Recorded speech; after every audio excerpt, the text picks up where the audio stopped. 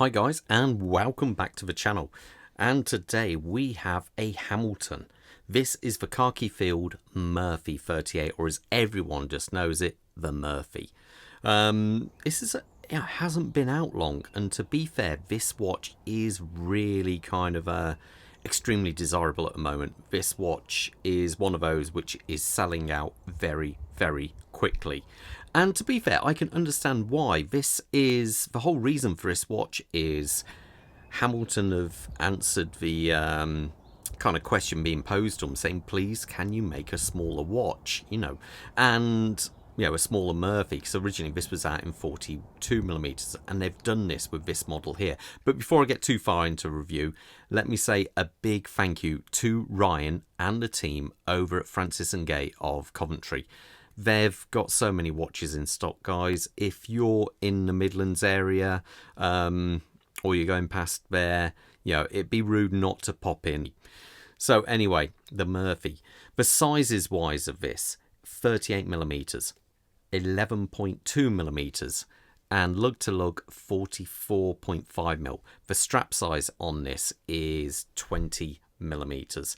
And to be fair, this is really their answer to watches like the Seiko Alpinist and the Zinn 556, which I will do a comparison of those watches together. But anyway, what do we have here? Let's have a look, a zoom in on that dial. The dial itself, very classic.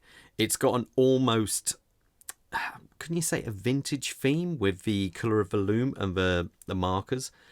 It's got the cathedral style hand, which you can see there, which they do have a decent amount of loom. The loom on this watch actually does look pretty good.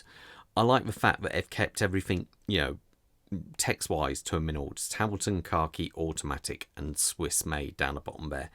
It's just got a nice, it almost feels lived in kind of thing, if you know what I mean, like an old pair of slippers. This thing just looks and feels right.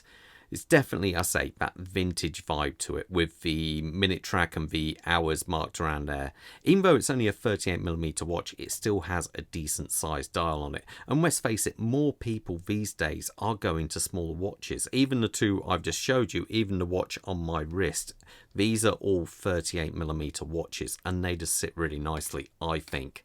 Now, as we come out from there, we have a sapphire dome crystal, which is very well executed on there. We've got this nice polished bezel coming around here. The rest of the finishing on the case is this satinized finish. The lugs curve down really nicely. It's doing everything right kind of thing. It's it's not being too flash, but yet not, they've gone just the right amount, I think. The crown is this rather large, almost slightly, I'd say, oversized crown, but it does enable you to hand wind a watch quite easily. It is signed. It isn't a screw down crown, so you've got manual winding, hacking features, as this watch, as we look round the back here, has their H10 movement. Now, I put this on the time grapher and it came out really well. I think it was pulling round about +2 seconds ish in that one position, and to be fair, that's really quite good.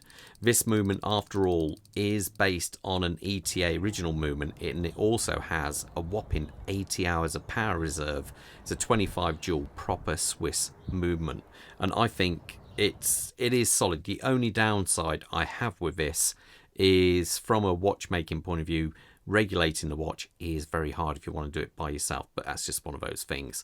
As we can see, screw down case back on this. We also have 100 meters of water resistancy to it. Now, as we come out from here, this leather strap, alligator style, possibly not my kind of strap I'd like on it, but it is kind of got a more classical look to this watch, and this white stitching on this, I think, does achieve that. It's not too bad. It's quite flexible, but one thing I would say, as we can see, it's all signed on the back here. It's very plush. It feels nice and very soft on the skin. The actual clasp on this watch, As we can see, the what do you call it is signed there. Slightly wider than a standard pin buckle, which is what I prefer. And overall, it does look good. Let's have a look at it actually on my wrist and we'll see. I say wrist check. I'm wearing a Seiko Saab. So all very similar size watches on here today. Bob, what you got over there, mate? He's got a Willard, is it? Seiko Willard, but with the 8L movement. So that'll be interesting to see. Now, my wrist size is 7¼ inches. So let's just quickly just put this on. Here we go. He says it's always hard to do this when you're actually... There we go. So that's it on my wrist. I think this is kind of... It's almost a little bit dressy. But it's got that very kind of cool look to it. But I believe if you change the strap to something a little bit more kind of not robust, a little bit more rugged looking, it would change the look of the watch also.